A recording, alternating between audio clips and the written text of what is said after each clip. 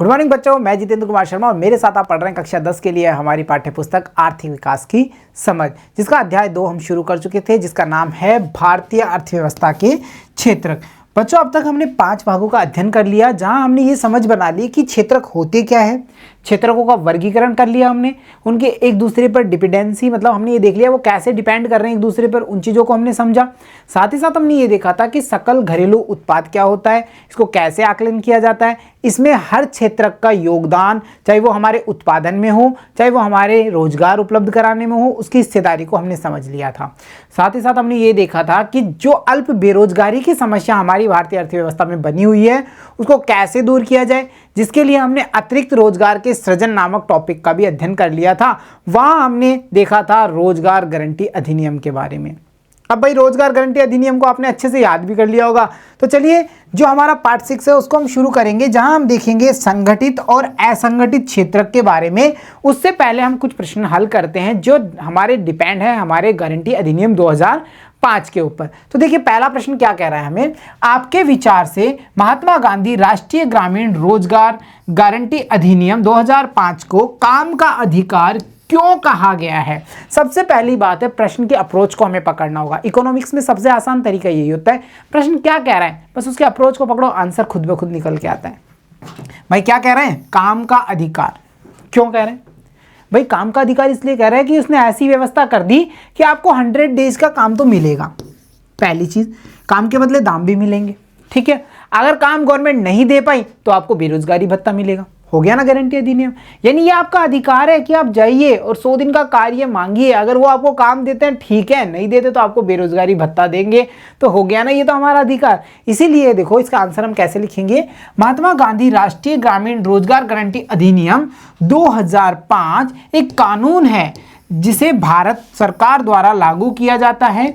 ग्रामीण क्षेत्रों के सभी जिलों को 1 अप्रैल 2008 से इस अधिनियम के तहत लाया गया है। यानी हर जगह, ऐसा नहीं कोई जिला अछूता है, सभी जगह ये 1 अप्रैल 2008 से लागू है, जिसे हम किस नाम से जानते हैं, काम का अधिकार।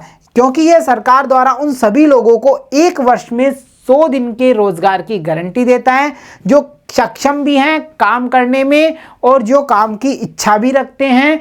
और अगर सरकार ऐसा करने में विफल रहती है, रोजगार उपलब्ध नहीं करा पाती, तो बेरोजगारी भत्ता दिया जाता है। इन सभी कारणों के कारण इसे हम कहते हैं काम का अधिकार। आसान था ना, क्योंकि हमने रोजगार अधिनियम को अच्छे से समझ लिया था। चलिए अगला क्वेश्चन देखिए, यदि किसानों को सिंचाई और विपणन सुविधाएं उपलब्ध कराई जाती हैं तो रोजगार और आय में वृद्धि होती है। भाई कैसे होगी, कैसे कह सकते हो वृद्धि होगी, किन 2 कारणों से।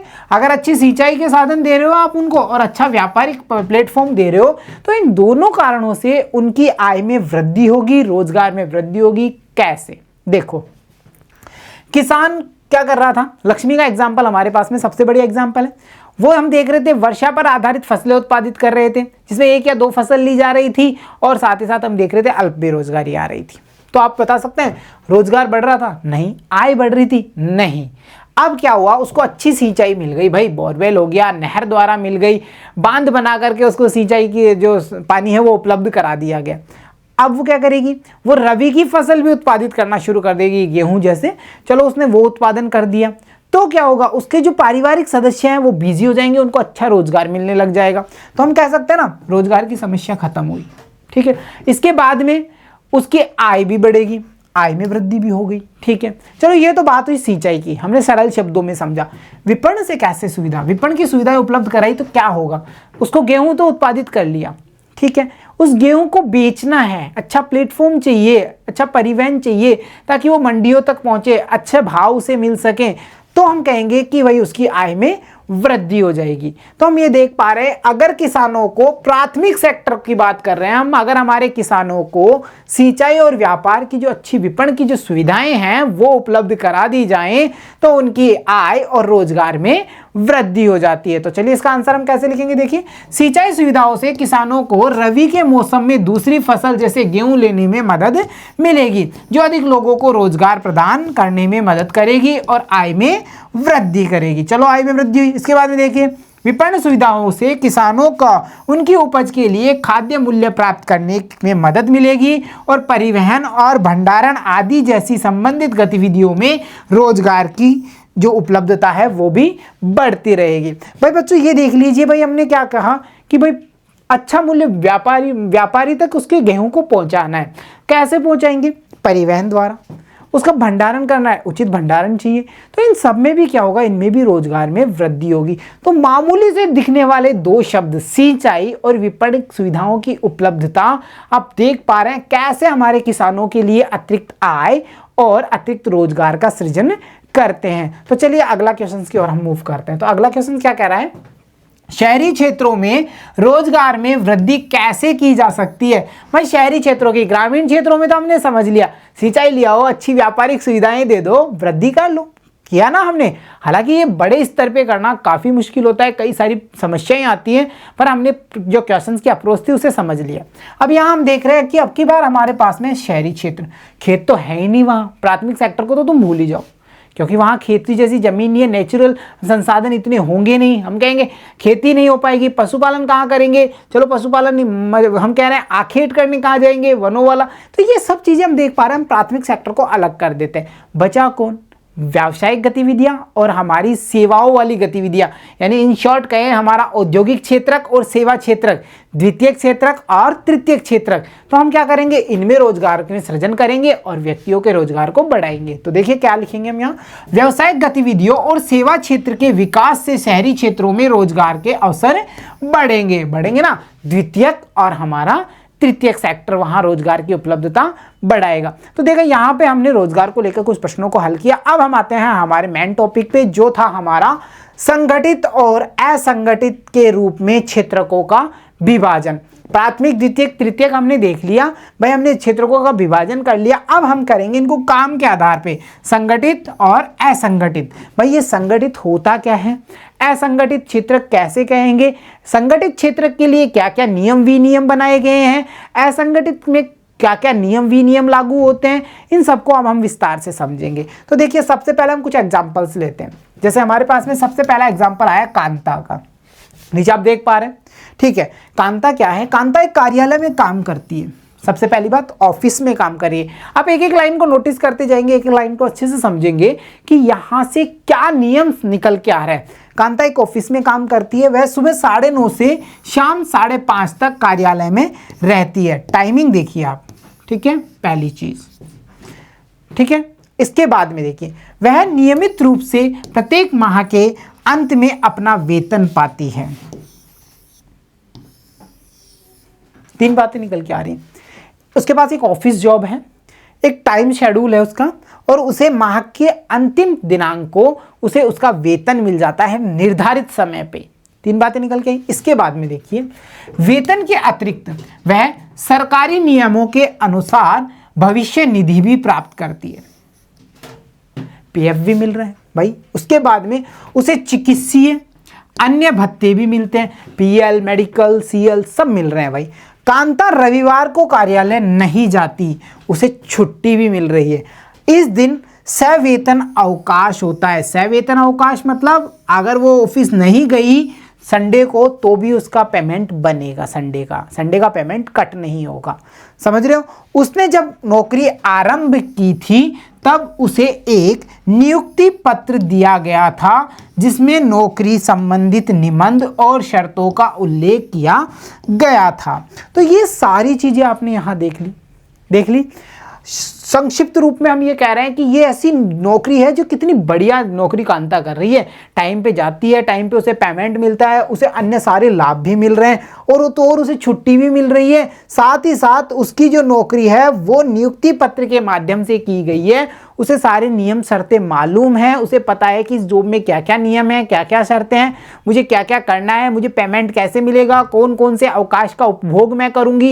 ये सब चीजें उसे नौकरी करने के पहले दिन से पता थी, सारी चीजें मेंशन थी उस निबंध में, ठीक है। अब इसके बाद में देखिए, कमल के पास चलते हैं।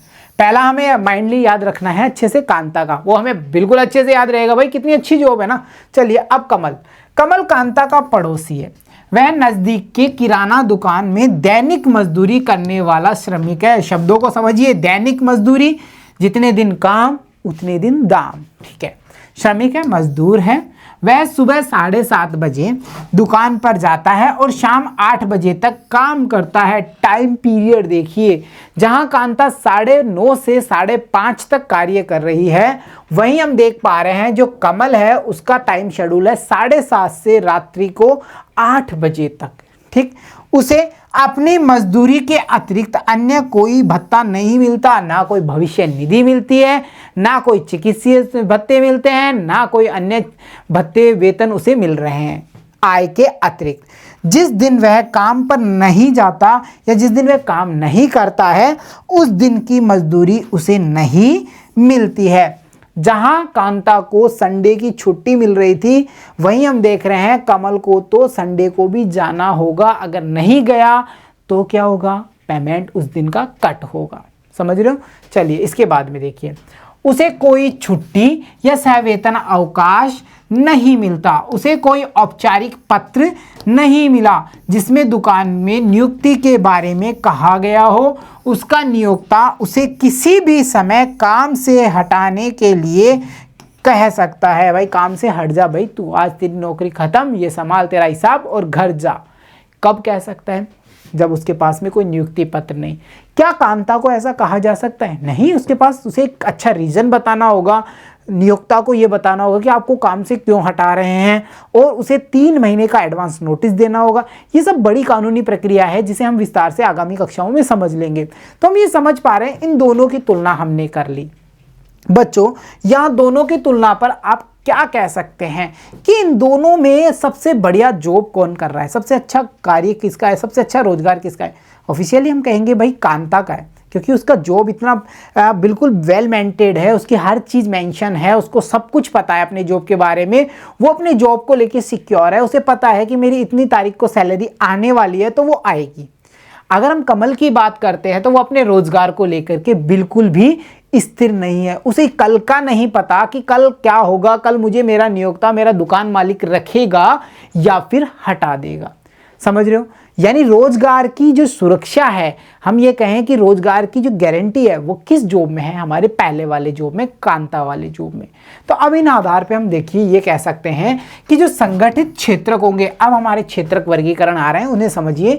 संगठित क्षेत्रक में वे उद्यम अथवा कार्य स्थान आते हैं जहां रोजगार की अवधि नियमित होती है, जैसे कांता नियमित जा रही है ऑफिस, और इसलिए लोगों के पास सुनिश्चित काम होता है। वे क्षेत्रक सरकार द्वारा पंजीकृत होते हैं, सरकार द्वारा लिमिटेड होते हैं ये, और उन्हें सरकारी नियमों एवं विनियमों का अनुपालन करना होता है। कौन कौन से नियम है तो उन पे भी हम एक नज़र डाल देते हैं। इन नियमों और विनियमों का अनेक विधियों, जैसे कारखाना अधिनियम, ये सारे कानून है, जैसे हमारा रोजगार गारंटी अधिनियम है वैसे ये सारे अधिनियम है। देखिए कौन कौन से, कारखाना अधिनियम, न्यूनतम मजदूरी अधिनियम। देखो बच्चों, इन पे हम एक थोड़ा सा नज़र डाल लेते हैं। वैसे इनसे इतना डीपली हमें जाना नहीं है, फिर भी हम नॉलेज के लिए इनको टच करते हुए निकलेंगे। कारखाना अधिनियम क्या कहता है? कारखाना अधिनियम ये कहता है कि भाई जोखिम भरे कार्य अगर आप करवा रहे हैं तो उस हिसाब का उन्हें मानदेय देना होगा। बाल श्रमिक आप नहीं रख सकते। कारखाने में आपको कौन कौन सी मूलभूत सुविधाएं रखनी होगी, और इन जो मजदूर यहाँ कार्य कर रहे हैं उनकी सुरक्षा के कौन कौन से उपाय आपको अपनाने होंगे, ये सब मेंशन होगा हमारे कारखाना अधिनियम में। हम इन्हें लाइटली देख रहे हैं, एक बार नॉलेज के लिए। न्यूनतम मजदूरी अधिनियम ये कहता है कि जैसा काम वैसा दाम आपको देना ही होगा। आप एक न्यूनतम मजदूरी तो मजदूर को देंगे ही, उससे नीचे आप मजदूरी नहीं दे सकते, यह अधिनियम होगा। इसके अलावा हम देखते हैं सेवा अनुदान अधिनियम। भाई जो सेवा में आप कार्य कर रहे हैं, जिसमें भविष्य के लिए पेंशन के लिए कुछ ना कुछ कटौतियां की जाएंगी, कितनी की जाएंगी, उन सब का अभिलेख हमें यहाँ मिल जाता है। इसके बाद में दुकान एवं प्रतिष्ठान अधिनियम, ये सब लाइसेंस के अधिनियम है कि इनमें कैसे हमारा पंजीकरण होगा, क्या क्या सुविधाएं उपलब्ध होनी चाहिए, ये सब बातें मेंशन होंगी हमारे इस अधिनियम में। तो इन सब में जिन जिन नियमों विधियों का उल्लेख किया गया है वो सब हमारे संगठित क्षेत्र में मिलेंगी, हमें जरूर मिलेंगे उस कार्य में। अब जब इतना कुछ संगठन में चल रहा है, ये सब संगठित रूप से है, तो इस क्षेत्र को क्या कहा जाता है? इस क्षेत्र को कहा जाता है संगठित क्षेत्र। चलो, क्योंकि इसकी कुछ औपचारिक प्रक्रिया एवं कार्यविधि है। कुछ लोग किसी के द्वारा नियोजित नहीं होते बल्कि वे स्वतः काम कर सकते हैं, परंतु वे भी अपने को सरकार के समक्ष पंजीकृत कराते हैं और नियमों और विनियमों का अनुपालन करते हैं। आपने देखा होगा कुछ इंडिविजुअल फर्म्स भी होती हैं, कुछ तो फर्म्स होती हैं, कुछ इंडिविजुअल होती हैं। इंडिविजुअल व्यक्ति क्या करता है, वो भी खुद को लिमिटेड करा लेता है। टैक्स कराधान वाला चैप्टर जब हम आगामी कक्षाओं में इकोनॉमिक्स में पढ़ेंगे, वहाँ इन सब चीज़ों से हम रूबरू होंगे। तो कुछ व्यक्ति स्वयं को भी, अपने आप को भी लिमिटेड कराते हैं, इंडिविजुअल रूप से लिमिटेड करते हैं और सरकार के जो नियम विनियम है उनकी पालना करते हुए किस क्षेत्र के अधीन काम करते हैं, वो अपने संगठित क्षेत्र के अधीन काम करते हैं। बच्चों यहाँ पे हमने सब चीज़ें देख ली। अब इससे लाभ क्या होने वाला है, देखिए एक बार देखते हैं। संगठित क्षेत्र के कर्मचारियों को रोजगार सुरक्षा के लाभ मिलते हैं, उनसे एक निश्चित समय तक ही काम करने की आशा की जाती है। भाई टाइम अगर 9:30 से मॉर्निंग में शाम को 5:30 तक का है तो कर्मचारी इसी टाइम पर आपको मिलेंगे, कार्य करेंगे, इसके बाद में नहीं मिलेंगे। ठीक है, समझ रहे हो। अगर हम दुकान वाले की बात करें, उसका कमल का टाइम 8 बजे का था, परंतु अगर किसी दिन दुकान पे एक्स्ट्रा ग्राहक आ रहे हैं तो मालिक कहेगा भाई आज थोड़ा लेट चलेंगे, 8:30 चलेंगे। ऐसा हो सकता है क्या? यहाँ हो सकता है? नहीं हो सकता। अगर आप यहाँ अतिरिक्त कार्य कराते हैं इस समय के बाद में, तो आपको अतिरिक्त वेतन देना होगा। वो चीज़ हमने यहाँ मेंशन की है। यदि वे अधिक काम करते हैं तो नियोक्ता द्वारा उन्हें अतिरिक्त वेतन दिया जाता है। वे नियोक्ता से कई दूसरे लाभ भी प्राप्त करते हैं। कई दूसरे लाभ कौन कौन से हैं, एग्जाम्स के पॉइंट ऑफ व्यू से इंपॉर्टेंट है। संगठित क्षेत्र से कौन कौन से लाभ प्राप्त होते हैं, या संगठित क्षेत्र में कार्य करने पर मजदूरों को, वर्करों को कौन से लाभ मिलते हैं, उन लाभों पर हम चर्चा करेंगे। तो अब हम देखेंगे ये लाभ क्या हैं, कौन कौन से हैं। तो देखो, सवेतन छुट्टी, जैसा हम संडे की बात करते हैं। अवकाश काल में भुगतान, अगर कुछ हॉलीडेज आ रहे हैं, कुछ हम कहें फेस्टिवल हॉलीडेज आ रहे हैं तो भी उन्हें वेतन मिलता है। भविष्य निधि की सेवा होती है, सेवा अनुदान इत्यादि वे पाते हैं। वे चिकित्सीय लाभ पाने के हकदार होते हैं और नियमों के अनुसार कारखाना मालिक को पेयजल और सुरक्षित कार्य पर्यावरण जैसी सुविधाओं को सुनिश्चित करना होता है। जब वे सेवानिवृत्त होते हैं, ऐसा नहीं कि जब तक कार्य कर रहे हैं तब तक सिक्योर हैं। अब जब वो सेवानिवृत्त होंगे, उनकी जो ड्यूटी एज है वो पूरी होगी, उसके बाद में उन्हें पेंशन आजीवन मिलती भी है। तो आप समझ पा रहे हैं, संगठित क्षेत्र के अंतर्गत वे कार्य किए जाते हैं, वे अर्थव्यवस्था के कार्य आते हैं जो एक प्रकार से संगठित होते हैं, गवर्नमेंट के द्वारा बनाए गए जो नियम विनियम हैं उनका पालन करते हैं। इतने सारे अधिनियम हमने देखे, उनके अंतर्गत जो विधियां हैं उनका पालन करते हैं और एक अच्छा वातावरण अपने श्रमिकों को, अपने वर्करों को देते हैं। तो वो सारे हमारे संगठित क्षेत्र होते हैं। संगठित क्षेत्र को हमने देख लिया। तो इसके बाद में अब हम चर्चा करेंगे हमारे अगले टॉपिक असंगठित क्षेत्र के ऊपर। भाई असंगठित क्षेत्र है क्या? जाहिर सी बात है, संगठित असंगठित नाम से ही विपरीत है, तो यहाँ कुछ विपरीत गतिविधियां हमको देखने को मिलेंगी। तो चलिए एक नजर डालते हैं। देखिए, असंगठित क्षेत्र छोटी छोटी और बिखरी इकाइयां जो अधिकांशतः सरकारी नियंत्रण से बाहर होती हैं, इन पे सरकार का कोई नियंत्रण नहीं होता, इससे निर्मित होते हैं। छोटी छोटी होती हैं, बिखरी होती हैं, कोई बड़ा कारखाना नहीं है, हम ये कहें कोई बड़ा व्यावसायिक प्रकरण नहीं है, कोई बड़ा व्यावसायिक मॉड्यूल नहीं है, ये केवल छोटी छोटी और बिखरी हुई इकाइयां होंगी और इन पे सरकार का कोई नियंत्रण नहीं होता। ये क्षेत्र या इस क्षेत्र के नियम और विनियम तो होते हैं, परंतु उनका अनुपालन नहीं किया जाता। जाहिर सी बात है, जो बड़े से संगठित क्षेत्र थे वो सारे नियमों को मानते हैं, जबकि हमारे असंगठित क्षेत्र के जो कार्य हैं, जो आर्थिक गतिविधियां हैं, वो इन प्रकार के नियमों को, विनियमों को नहीं मानते हैं। ये कम वेतन वाले रोजगार हैं और प्रायः नियमित नहीं होते। यहाँ वेतन भी कम मिलता है और आपको रोजगार की फुल गारंटी भी नहीं है। किसी भी समय आपको बिना किसी नोटिस के, बिना किसी कारण के वहाँ से हटाया जा सकता है। बच्चों, इसके साथ साथ देखिए, यहाँ अधिकतर समय या अतिरिक्त समय में आप काम करेंगे तो आपको सवेतन अवकाश जैसी सुविधाएं और बीमारी के कारण छुट्टी जैसी ऐसा कोई प्रावधान आपको यहाँ नहीं मिलेगा और रोजगार भी आपका यहाँ सुरक्षित नहीं है।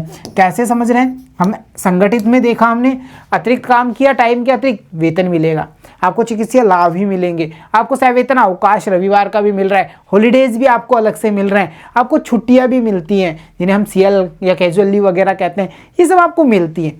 परंतु यहाँ अगर असंगठित की हम बात करें तो यहाँ अतिरिक्त समय में काम करने पर कोई अतिरिक्त वेतन नहीं मिल रहा, सवेतन अवकाश नहीं है, चिकित्सा अवकाश नहीं है, किसी प्रकार की कोई छुट्टी का प्रावधान नहीं है, और तो और इतनी टेंशन होने के बाद भी आपका जो रोजगार है वो यहाँ पर सुरक्षित नहीं है, बिल्कुल सुरक्षित नहीं है। कभी भी आपको नियोक्ता कह सकता है ले भाई तेरा हिसाब कर और तेरे घर पे चला जा। असंगठित क्षेत्र में देखो, श्रमिकों को बिना किसी कारण काम से हटाया जा सकता है।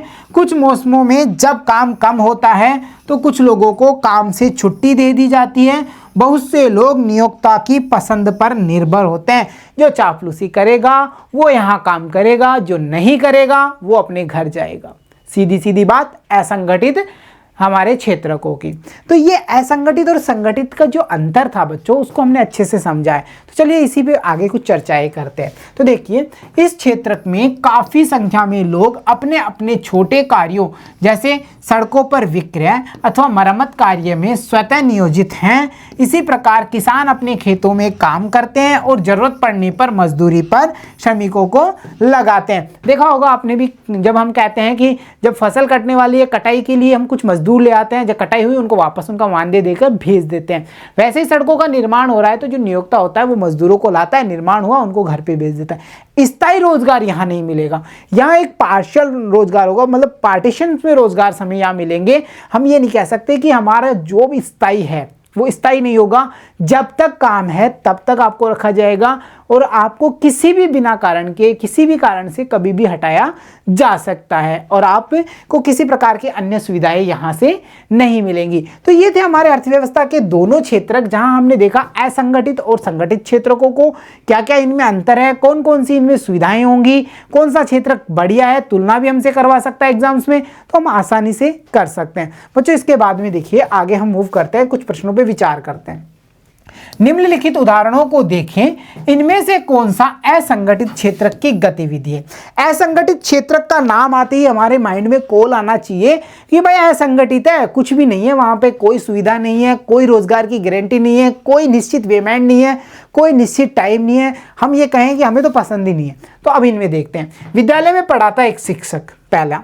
बाजार में अपनी पीठ पर सीमेंट की बोरी ढोता हुआ एक श्रमिक, ठीक है। अपने खेत की सिंचाई करता एक किसान, अस्पताल में मरीज का इलाज करता एक डॉक्टर, एक ठेकेदार के अधीन काम करता एक दैनिक मजदूरी करने वाला श्रमिक, एक बड़े कारखाने में काम करने जाता एक कारखाना श्रमिक, अपने घर में काम करता एक करघा बुनकर। देखिए, अगर हम इन सब पे नज़र डालें तो कुछ ऐसी स्पष्ट गतिविधियां हैं जो हमें सीधा सीधा समझ में आ रही हैं कि विद्यालय में पढ़ाता हुआ एक शिक्षक, हम कहते हैं संगठित में जाता है, उसको एक टाइम शेड्यूल है, उसे छुट्टियां भी मिलती हैं, उसे सवैतनिक अवकाश भी मिलेगा, सब चीज़ें उसको प्रोवाइड हो जाएंगी। अगर आप अस्पताल में मरीज का इलाज करने वाले एक डॉक्टर की बात करते तो उसे भी ये सारी सुविधाएं मिलेंगी। अभी हम मोटे तौर पर इन्हें देख रहे हैं, परंतु बच्चों जब हम इसे डीपली देखते हैं तो हमें पता चलता है कि असंगठित क्षेत्र में बाजार में अपनी पीठ पर सीमेंट का बैग ढोने वाला, जो बोझा सिर पर या पीठ पर जो ढो रहा है श्रमिक, वो असंगठित में है। जब तक वो सीमेंट का कार्टन या हम कहें सीमेंट का कंटेनर खाली करेगा, उसको रोजगार है, जैसे खाली किया उसका हिसाब किया, उसको फ्री किया वहां से, समझ रहे हो, ठीक है।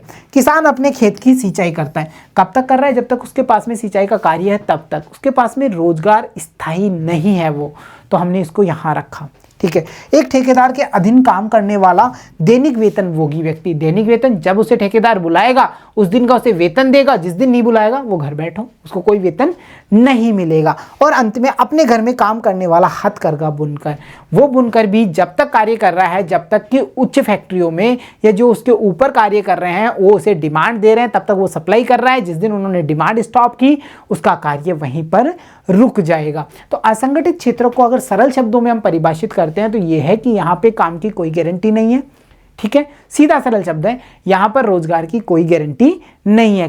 कितने दिन तक आपका रोजगार चलेगा इसकी कोई गारंटी नहीं है, वो हमारे सारे असंगठित क्षेत्र में आ जाएंगे। चलिए अगला प्रश्न देखते हैं। संगठित और असंगठित क्षेत्र में भारत के सभी श्रमिकों की अनुमानित संख्या नीचे दी गई सारणी में दी गई है। सारणी को सावधानी से पढ़ें, विलुप्त आंकड़ों की पूर्ति करें और प्रश्नों का उत्तर दें। तो बच्चों यहाँ देखिए ये सारणी है, इसको हम अच्छे से एनालिटिक करेंगे, हम ये समझेंगे कि कैसे हम श्रमिकों का जो परसेंटेज है वो फाइंड कर पा रहे हैं। देखो, एक तरफ एक कॉलम में हमें दी गई क्षेत्रक, नाम है उनके संगठित, असंगठित और अंत में हमारे पास में टोटल।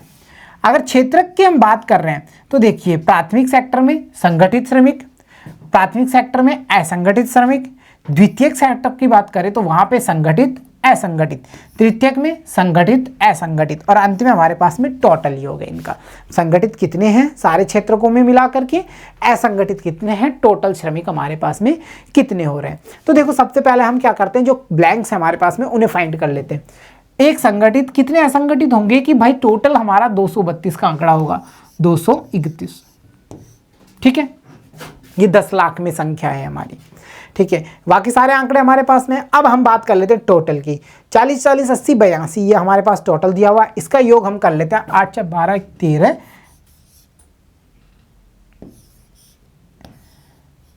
393। 393 हमने यहाँ राइट डाउन कर दिया। ठीक है, चलिए इसके बाद में आगे हम बात करते हैं।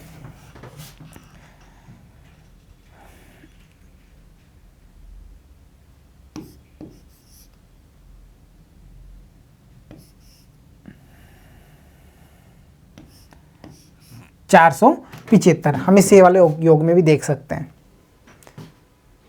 ठीक है, सारे आंकड़े हमने फाइंड कर लिए। अब बच्चों हम यहां सीधा सीधा फाइंड करने वाले हैं कि कुल प्रतिशत में कितना है। देखो संगठित क्षेत्र की बात करें हम तो यहां पे हम ये देख पा रहे हैं 82 टोटल एवरेज आ रहा है। कितने हैं संगठित 82, कितने में से हमारे 475 में से। तो 475 में से 82 का जो परसेंटाइल होगा वो हमारा लगभग 17% के ऊपर होगा। लगभग का आंकड़ा हम ले सकते हैं, कोई इश्यू नहीं है। ठीक है, असंगठित की बात करें तो 475 में से लगभग 393 हमारे हैं, तो ये लगभग हमारा आंकड़ा रहेगा 83% के आसपास। ठीक है, चलो सारे आंकड़े हमने लगभग में फाइंड कर लिए। अब देखिए असंगठित क्षेत्रक में कृषि में लगे लोगों का प्रतिशत क्या है। कौन से क्षेत्रक में, असंगठित क्षेत्रक में। कौन से सेक्टर में, कृषि में। कृषि किस में आएगा, प्राथमिक में। असंगठित की बात कर रहे हैं, कितना है भाई 231, आंकड़े 231 है। प्रतिशत पूछा है, टोटल कितना है 393। 393 में से अगर हम देखते हैं हमारे 231 की बात करें तो लगभग ये हमारा 58% के आसपास जाता है। तो हम यहाँ बड़ी आसानी से कह पाएंगे 58%, 59%, 58% के अप्रोक्स ये आंकड़े रहने वाले हैं। क्लियर, चलिए नेक्स्ट की बात करते हैं। यहाँ फिर से हम टेबल देख पा रहे हैं। क्या आप सहमत हैं कि कृषि असंगठित क्षेत्र की गतिविधि है और क्यों। और मुझे लगता है ये हमारे लिए बहुत आसान होगा क्योंकि हमने देख लिया ये असंगठित होती है। यहाँ पे जब तक फसल का कार्य है तब तक रोजगार मिल रहा है, कोई संवैधानिक अवकाश नहीं, कोई चिकित्सीय सुविधाएं नहीं, रोजगार की कोई फुल गारंटी नहीं, ये सब असुविधाएं यहाँ पे हैं। इसलिए हम कहते हैं कि हमारा जो कृषि है वो असंगठित क्षेत्र की श्रेणी में आता है। क्लियर है ना, चलिए नेक्स्ट की ओर मूव करते हैं। अब यदि हम संपूर्ण देश पर नजर डालते हैं तो पाते हैं कि भारत में कितने प्रतिशत श्रमिक असंगठित क्षेत्र में हैं।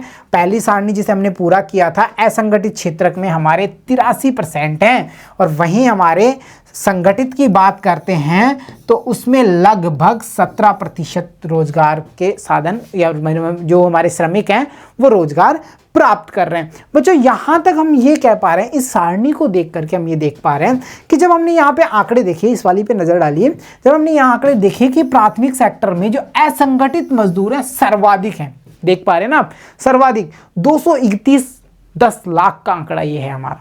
अगर हम बात करें कि जो संगठित सबसे ज्यादा संगठित कहाँ लगे हुए हैं हमारे, द्वितीयक और तृतीयक की बात कर सकते हैं, देख पा रहे हैं ना आप अच्छे से।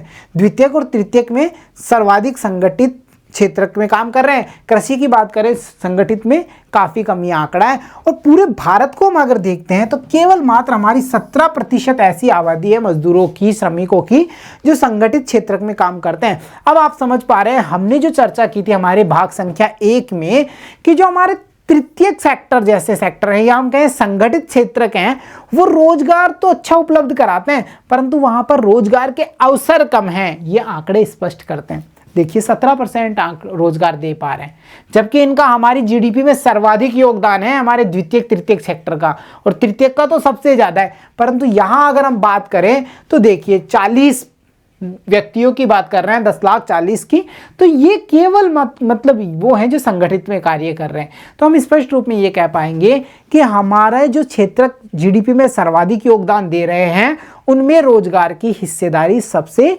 कम हमें मिलती है और इसी कारण हमारी जीडीपी औंधे मुंह गिरी रहती है, वो अपनी होती। तो बच्चों ये था हमारा सेशन जहां हमने देखा कि कैसे जो क्षेत्रकों की तुलना है वो हम कर पा रहे हैं संगठित और असंगठित रूप में।